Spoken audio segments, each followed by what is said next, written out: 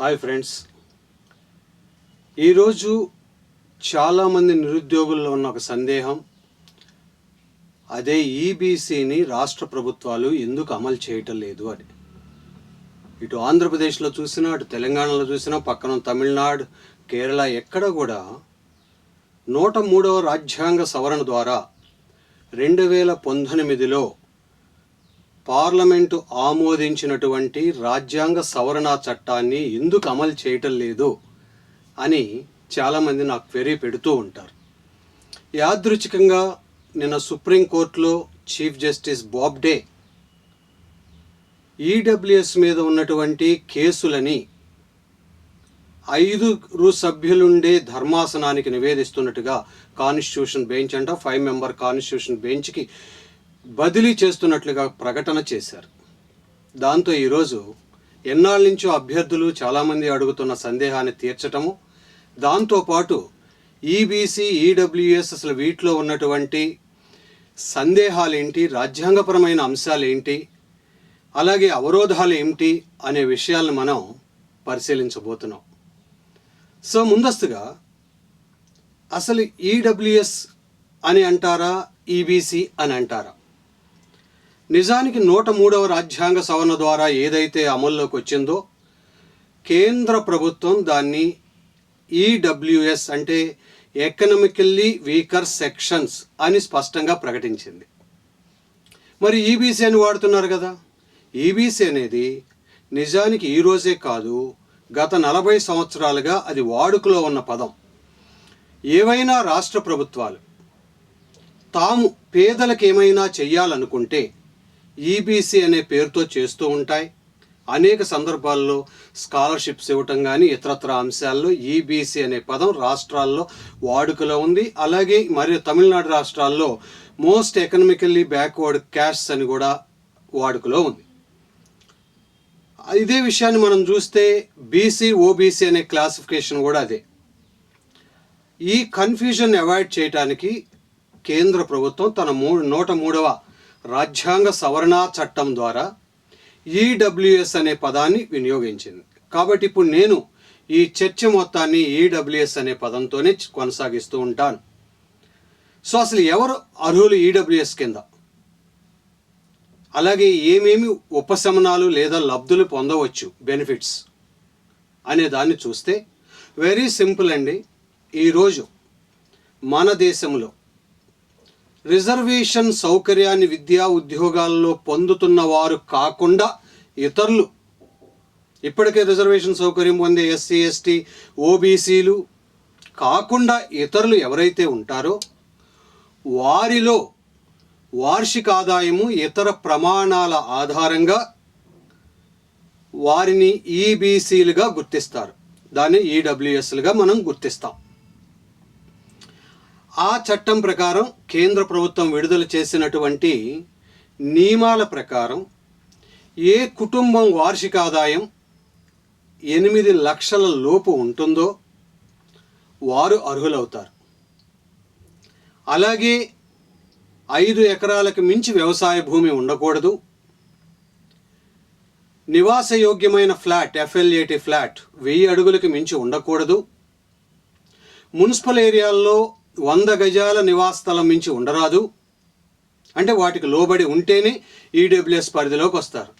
అలాగే non notified పట్టణ ప్రాంతాలు లేదా గ్రామీణ ప్రాంతాల్లో 200 గజాలకు మించి నివాస స్థలము ఉండరాదు. ఇలాంటి కండిషన్స్ ఉన్నప్పుడు ఆటోమేటిక్గా వారిని ఈడబ్ల్యూఎస్ కింద గుర్తిస్తారు. ఇది మేజర్ క్రైటీరియా. సో ఈ 103వ రాజ్యాంగ సవరణ చట్టం ద్వారా ఏం బెనిఫిట్ వస్తుంది ఇలా పేదలైనటువంటి, ఇప్పటికే రిజర్వేషన్ పొందనటువంటి వర్గాలకు చెందిన వారు? ఇంకొక మాటలో చెప్పాలంటే ఇప్పటికి రిజర్వేషన్ పొందని వర్గాలు ఎవరున్నాయి? అగ్రకులాల వాళ్ళు ఉన్నారు. వాళ్ళకు వర్తిస్తుంది ఇది ప్రధానంగా. ఓకే, అలాంటి నేపథ్యంలోని ఇంతకు వీళ్ళకి ఇచ్చిన బెనిఫిట్ ఏంటి అంటే, ఈ 103వ రాజ్యాంగ సవరణ ద్వారా కేంద్ర ప్రభుత్వ ఉద్యోగాలు, విద్యాలయాలులో 10% రిజర్వేషన్ని కేటాయించారు. సో అది అక్కడ మేజర్ పాయింట్. మరి రాష్ట్ర ప్రభుత్వాలకు వర్తించవా అంటే కేంద్రం స్పష్టం చేసింది సుప్రీంకోర్టు ముందు, రాష్ట్రాలు ఇవ్వాలా వద్దా అనేది వాటి నిర్ణయానికే వదిలేస్తున్నామన్నారు. కానీ కేంద్ర ప్రభుత్వ విద్యా ఉద్యోగాల్లో తప్పనిసరిగా ఇస్తాము అని చెప్పారు. అలాగే ఇతరత్ర ప్రైవేట్ సంస్థల్లో ఎయిడెడ్ సంస్థల్లో కూడా వర్తిస్తుంది అని చెప్పారు ఈ చట్టం ద్వారా. ఇక్కడ మెయిన్ ఇంపార్టెంట్ పాయింట్స్ ఇవి. సో రాష్ట్రాలు ఇవ్వాలా వద్దా అన్నది రాష్ట్ర ప్రభుత్వం ఇష్టం. అందుకని ఈరోజు తమిళనాడులో ఇంకా వాటిని తీసుకురాలేదు, ఆంధ్రప్రదేశ్లో పాక్షికంగా వచ్చింది, తెలంగాణలో అంగీకారం మేరకు వచ్చింది కానీ పూర్తి స్థాయిలో రాలేదు. అదే మనం ఎస్సీ ఎస్టీ బీసీ అంటే ఓబీసీలు రాజ్యాంగబద్ధంగా చట్టబద్ధంగా పొందుతున్న ఇతర రిజర్వేషన్లు మనం పరిశీలిస్తే వారికి ఏజ్ రిలాక్సేషన్ ఇస్తున్నారు, ఫీ రిలాక్సేషన్ ఇస్తున్నారు, స్కాలర్షిప్ల సౌకర్యం కలిగిస్తున్నారు, ఇలా అనేక ఉపశమనాలు ఉంటాయి. బట్ ఈ 103వ రాజ్యాంగ సవరణ చట్టం ద్వారా ఏదైతే ఈడబ్ల్యూఎస్ రిజర్వేషన్ పేరుతో వచ్చిందో కేవలం విద్యా ఉద్యోగ రిజర్వేషన్లు తప్ప ఏజ్ రిలాక్సేషన్లు కానీ ఫీ రిలాక్సేషన్లు కానీ స్కాలర్షిప్లు లాంటి ఇతర సౌకర్యాలు దీనికి వర్తించవు. అంటే రాష్ట్ర ప్రభుత్వాలకు మినహాయింపు ఉంది, చేయాలా వద్దా అన్నది వాళ్ళ ఇష్టం. అలాగే ఇలాంటివి కూడా ఉన్నాయి. కాబట్టి ఈ నేపథ్యంలో ఈ చట్టం 2019 జనవరిలో వచ్చినప్పుడు రాజ్యాంగ సవరణ చట్టం అంటే అప్పటి వరకు ఉన్నటువంటి రాజ్యాంగ అంశాలను సవరించిన చట్టం ఇది. దాన్ని సవాల్ చేస్తూ కొన్ని కేసులు సుప్రీంకోర్టులో దాఖలయ్యాయి. ఎందుకు దాఖలయ్యాయి, ఏ అంశాల పరంగా దాఖలయ్యాయి అనేది మనం పరిశీలిద్దాం. దీన్ని అర్థం చేసుకుంటేనే లేటెస్ట్ అప్డేట్కి మనం రాగలుగుతాం. సో ప్రధానంగా యూత్ ఫర్ ఈక్వాలిటీ ఎప్పటి నుంచో రిజర్వేషన్లు రేషనాలిటీని కోరేది, అనేక విషయాల్లో మానవ వనరులకు సంబంధించి విద్యా ఉద్యోగ విషయాలకు సంబంధించి ఫైట్ చేస్తున్న సంస్థ ఒక ఎన్జిఓ యూత్ ఫర్ ఈక్వాలిటీ. అలాగే జనహిత యోజన అని మరొకటి ఉంది. ఈ రెండు సంస్థలు సుప్రీంకోర్టులో కేసు వేశాయి.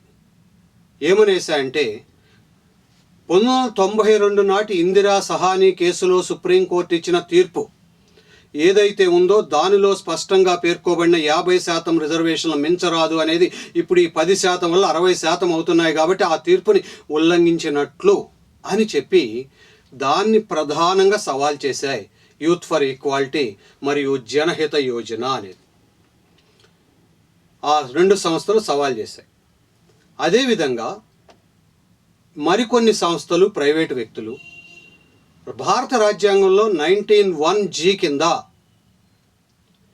ఏ వృత్తినైనా అనుసరించవచ్చు, వ్యాపారాన్ని చేసుకోవచ్చు అని చెప్పి ఇచ్చినటువంటి స్వేచ్ఛ ఏదైతే ఉందో దాన్ని right to carry out any trade are profession అంటాం.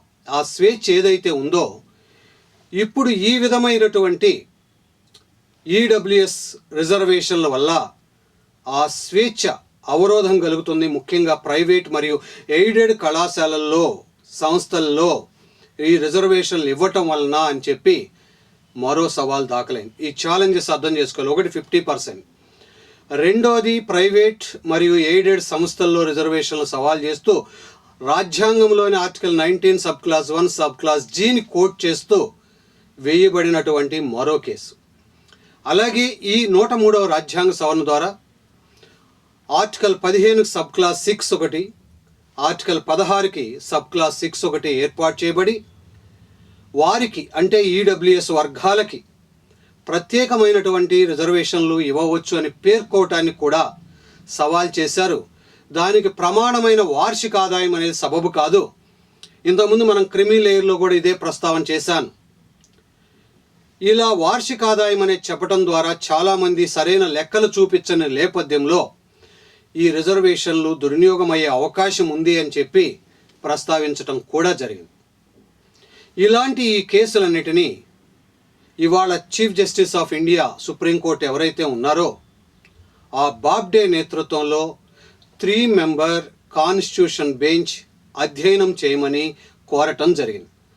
ఆ సందర్భంగా ఈ కేసులు దాఖలు చేసిన వారు ఈడబ్ల్యూఎస్ మీద స్టే ఇవ్వమని కోరితే ఈ 3 member constitution bench headed by justice Bobde, ఇప్పుడు చీఫ్ జస్టిస్ అండి, అప్పుడు ఆయన కాదు, ఎటువంటి పరిస్థితుల్లో స్టే ఇవ్వమని చెప్పారు. దాని పర్యవసానంగా కేంద్రంలో వ్యవహారంలో ఉంది. రాష్ట్రాల్లో ఆయా రాష్ట్ర ముఖ్యమంత్రుల విమ్స్ అండ్ ఫ్యాన్సీస్ లేదా కాన్స్టిట్యూషనల్ ప్రాబ్లమ్స్ లేదా సొసైటల్ హర్డిల్స్ వలన వాళ్ళు ముందుకు వెళ్ళలేని పరిస్థితిలో ఉన్నారు.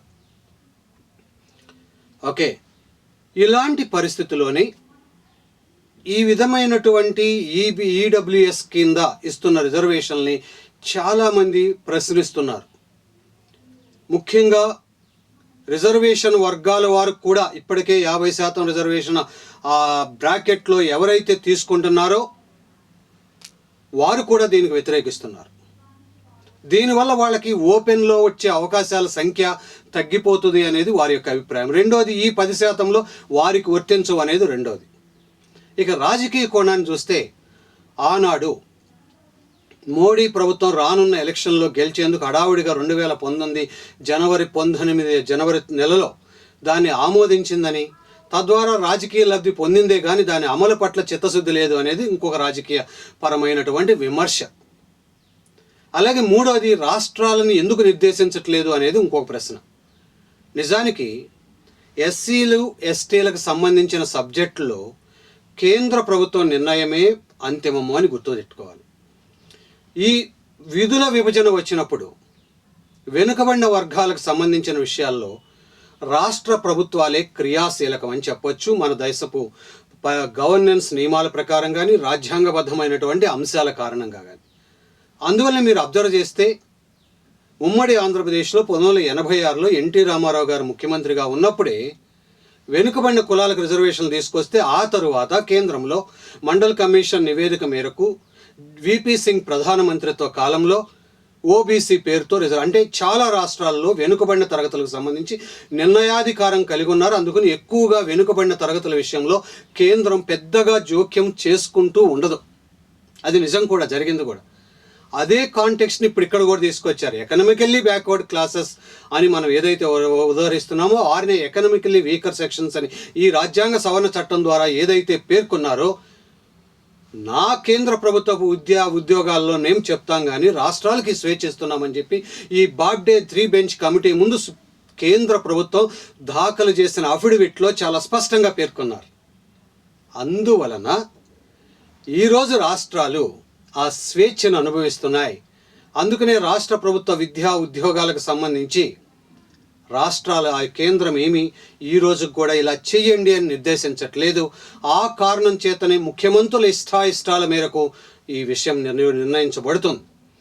ఉదాహరణకు ఆంధ్రప్రదేశ్ ఉదంతాన్ని తీసుకుంటే, ఆంధ్రప్రదేశ్లో చట్టసభల చేత ఆమోదించబడినటువంటి కాపు రిజర్వేషన్, కాపులకు 10% రిజర్వేషన్లు ఇస్తూ 5% రిజర్వేషన్లు ఇస్తూ ఏదైతే ఆమోదించారో దాన్ని తిరిగి రాష్ట్రపతి ఉత్తర్వుల కోసం అమలు కోసం పంపడం జరిగింది.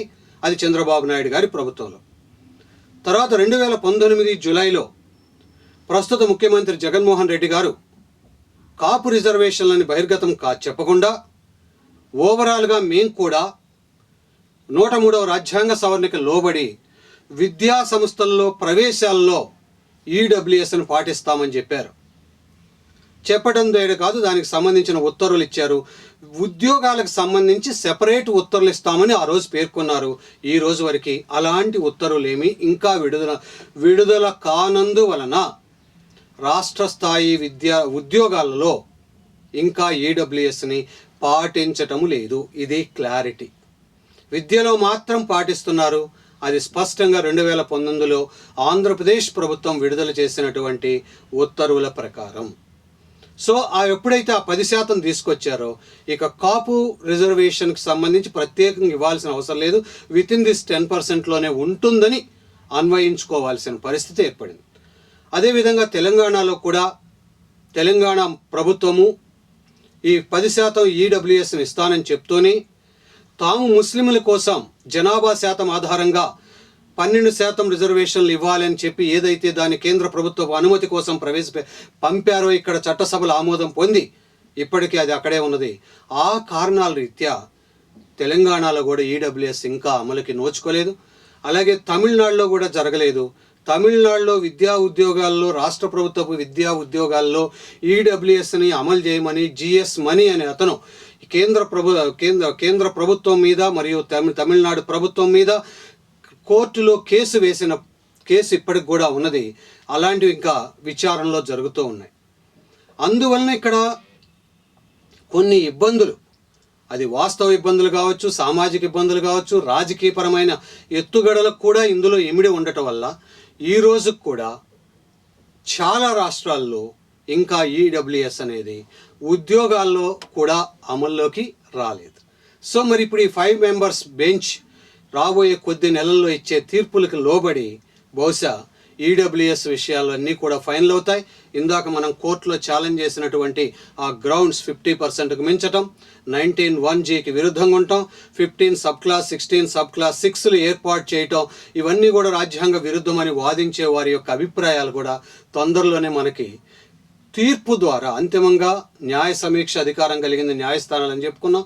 ఈ న్యాయస్థానాలు ఏ దిశగా ఈ ఈడబ్ల్యూఎస్ని పయనింప చేస్తాయో ఆ దిశగా దీనికి ఒక ముగింపు వచ్చే అవకాశం ఉంటుంది అని మనం భావించవచ్చు. ఇదండి ఈడబ్ల్యూఎస్కు సంబంధించి ఇప్పటి వరకు ఉన్నటువంటి పరిణామాలు.